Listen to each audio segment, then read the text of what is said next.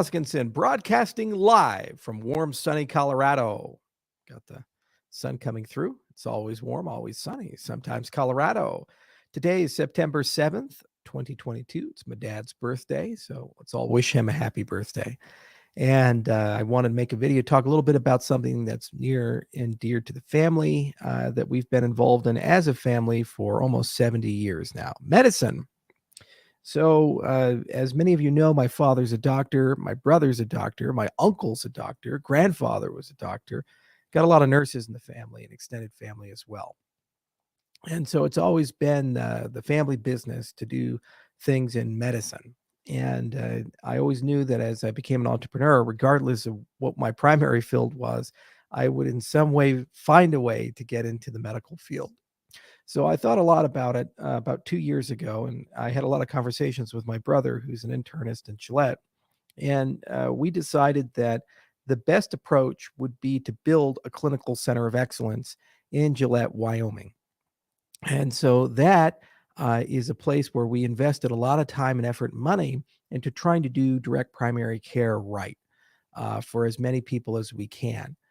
So we purchased a old restaurant and have been massively refurbishing it and adding about 20 some thousand square feet. Yeah, the whole facility will be over 30,000 square feet when it's finished. And we have a lot of stuff, getting a CLIA approved lab with a full genome sequencer, compounding pharmacy. We're setting up a hyperbaric center. We have all the bells and whistles that one would want to do personalized medicine. And the goal is really to think about lifestyle of the patient and how do you get the foundations right, the sleep, the exercise, the nutrition, and then also how do you view the person as a patient, as a human.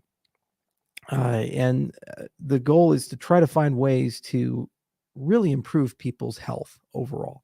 As many of you know, I used to be a lot thinner. I'm actually 245, 250 pounds. And so I'm not the bastion of health myself. So one tends to create these types of things to try to improve everything from how you sleep to how you eat. And the goal long term is longevity. So we want people to live longer. And there's plenty of things you can do. And it seems like drugs like metformin and others, like caloric restricted diets, for example, could potentially have an impact on lifespan. In fact, there's great books out there from Dave Sinclair and Dave Asprey and from Peter Diamandis and others that talk about kind of the state of the art. But the problem with a lot of these books, with the exception of the last one, the one from Peter, they are written by scientists and not doctors. And there's a big gap between what happens in science land and what actually happens in the practical patient care and the things that are FDA approved.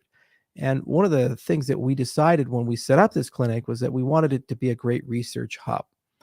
So we overbuilt it. We have the ability to image people. We have the ability to sequence a whole genome. We have the ability to verify what's in a supplement. So there's a lot of very expensive and very nice equipment that's going there. And after it's done, it'll be state of the art for that entire area of Wyoming and look a lot like what you'd see in a research hospital or a research lab associated with a university. And so the first goal is to try to not only get a handle on the primary care market in Gillette, but then also start understanding the research that is in anti-aging and regenerative medicine and get a better sense of how these things work. For example, we built a hyperbaric center, and several of the physicians at the clinic are actually learning how to use the hyperbaric center, getting a fellowship in it. It takes about a year, and it's a very complicated and potentially dangerous piece of equipment.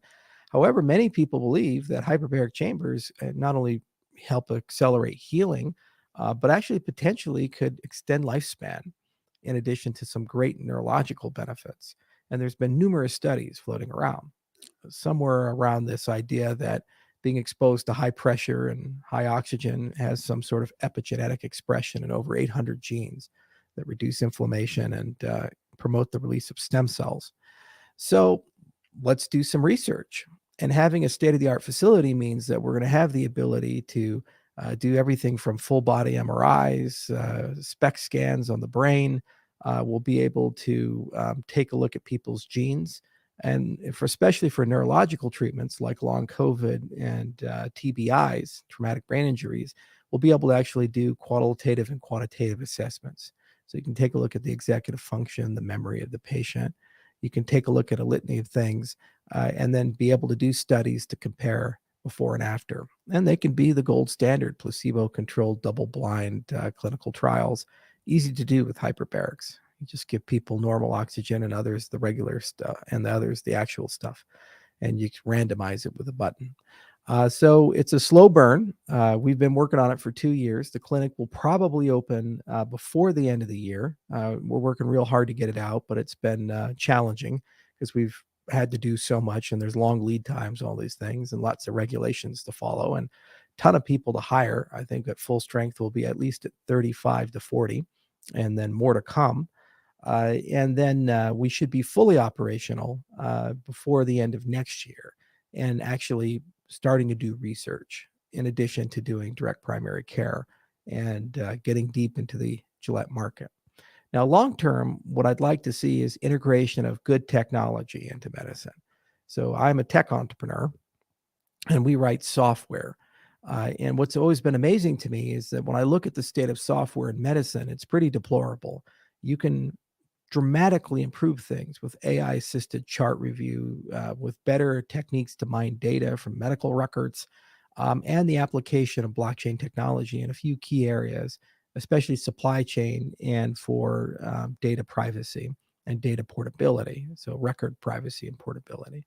So, as the clinic evolves and grows and the patient population evolves and grows, it's going to be real cool and real fun to see if we can find some blockchain and identity applications for that patient population. For example, it'd be really nice to get every patient connected to a DID and use a Tala Prism. And it'd be really cool to see if we can enhance communication security, so go beyond what HIPAA requires, using technology and techniques from our industry, and also ask how can one do anonymous data mining using some advanced cryptographic techniques on medical records. So I didn't want to make this video until we were far enough along, as we're going to be opening here in a few months. If anyone is in the healthcare business and anyone is interested in the topics of anti-aging or regenerative medicine, whether you're a physician or a scientist, don't be a stranger. We've aggregated a pretty dense network of people, and we're going to follow the same approach that we followed with Cardano, an evidence-based approach with peer-review foundations. And we're going to start in a very practical sense with the patient at the center. It'll take years and years and years to see this clinic grow beyond its roots in Wyoming and actually extend and hopefully be able to come up with some product lines for anti-aging and rejuvenation. But at the very least, we can do it together because as we learn, you'll learn. So every paper we publish, it's open to the world. And our goal is to make sure that these papers are well read, well understood. And when we start, a lot of them will just be on some basic things like, can we show that hyperbaric chambers actually do some interesting and good things, and make that beyond a reason of a doubt. And then I'm very interested in combining them with stem cell therapies because they seem to be quite synergistic. And my hope is then to layer them on top of things like PEMF and photobiomodulation, as well as direct transcranial electrical stimulation. I think these things together, along with some brain games, can actually dramatically help people who have had brain injuries if they're done correctly. Of course, these protocols have to be invented and developed. We have to check things. We'll, of course, see if we can verify the Aviv protocol that's been developed in Israel that a lot of people feel is great for anti-aging. And that's just one of many things we'll look into. We're also going to look into bacteriophages and the microbiome.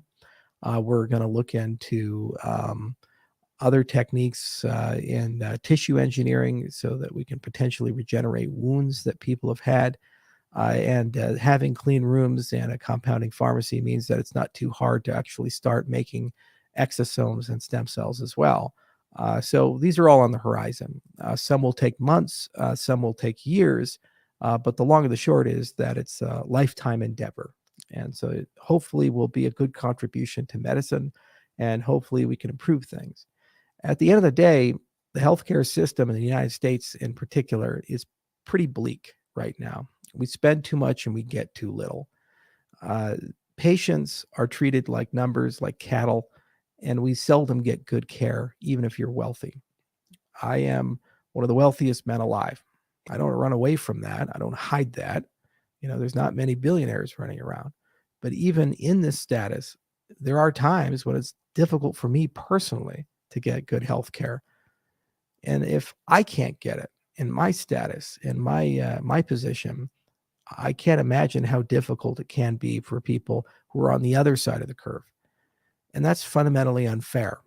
So you don't complain about it. You don't demand a government program come and save all of us. You just simply fix it. So the other side of the clinic goes beyond just saying, can we come up with ways to make people live longer and have a longer health span, meaning they're healthier throughout their age? But also, can we come up with ways to distribute healthcare in a more affordable capacity? I'm a big believer in concierge and direct primary care. And I think there are ways to structure it if you have the right economy of scale with good care teams at much, much lower price points than what insurance charges and what people are normally used to. So that's another thing we're going to explore. And that's one of the reasons why we built the clinic in Gillette instead of next to a major population center like New York City or Los Angeles or Denver or Chicago. We decided to build it in an area that actually has a high density of poverty, an area where many people are coal miners, an area where there's a lot of unemployment, an area where people aren't doing so well. And there are many communities throughout the Midwest and frontier, throughout the Rust Belt, that are exactly like this, that are looking for a bit of hope and a bit of change. And so my goal is, in addition to great research and having phenomenal physicians on staff and great scientists on staff, is also to build great care teams and new models of delivering and distributing healthcare to people in that area. And we'll write it down, just like any good clinic does, any good researcher does, and share our results of how much better did we do relative to the care system that we saw. If this model is successful, another goal will be then to expand the clinic to many small communities throughout the United States, dozens and then eventually hundreds, so that just because you happen to live in a small town doesn't mean you shouldn't get the best possible care, all things considered. Also, allopathic care at times tends to ignore the lifestyle. If you look at things like the American College of Lifestyle Medicine, they train physicians to start thinking that maybe, just maybe, that diet and exercise, good sleep are foundations that, if ignored, will result in chronic ailments and will exacerbate what's already there. They're not the cure for everything, but the absence of them is a guarantee that one will need a cure for something. So our hope is to also integrate that into the care for the patients as well, in addition to the business model innovation of direct primary care. And then finally, of course, being able to bring blockchain technology into the healthcare space. This is a try before you buy type of deal. It's going to be a long journey, and we're going to learn a lot along the way. But I would like to see if we can bring the principles of inclusive accountability and transparency in all things to healthcare somehow, some way. So I'll periodically, every now and then, give you guys updates. We're going to have our opening here in a bit. And when we do, I'll send a film crew up and we'll record it. And you guys can see what the facility looks like in phase one. Phase two will be completed next year and will be fully operational at that point. And, there's a lot of people involved in this. And it's really a phenomenal experience working with my dad and brother. It's something I never thought I'd have a chance to do in medicine because I didn't study medicine. And I thought about it, but I went a different route in life. And I'm glad that I did because I love systems instead of individuals. It's been also very good to work with the team that I have there. I had to build kind of silently and subtly a second company all at the same time. And I forgot how much work it is as an entrepreneur to get things bootstrapped and to worry about concerns like how to get the sewer line and the fiber optic cables and these types of things. It's a good blast from the past. And it's been an enormous labor of love. And Gillette, as I mentioned, is a little off the beaten path. So it's been a bit difficult getting the staff, but actually now we've overcome that and it's getting easier and easier. We'll have our website and a lot of the branding and other things operational before the end of the year. And then, as I mentioned, throughout all next year, we'll be building and designing and doing things. And we even hired a grant writer. So we're going to do a lot of great sponsored research as well with the facility. So finally, if you happen to be in this field, wish us well. And if you happen to have skill sets in these areas or would like to be part of this in some way, do feel free to reach out, and more to come. So I figured I'd share a little bit of information on that side. I tweeted a picture recently about it. The internet is so incredibly cynical at times and toxic. And I guess just by mentioning that I have more than one company and I do more than one thing in life, some people felt I was leaving Cardano or somehow distracted. Certainly not. I do a lot every day. And to the critics, maybe you should consider doing the same. Thank you all for listening. And until next time, cheers.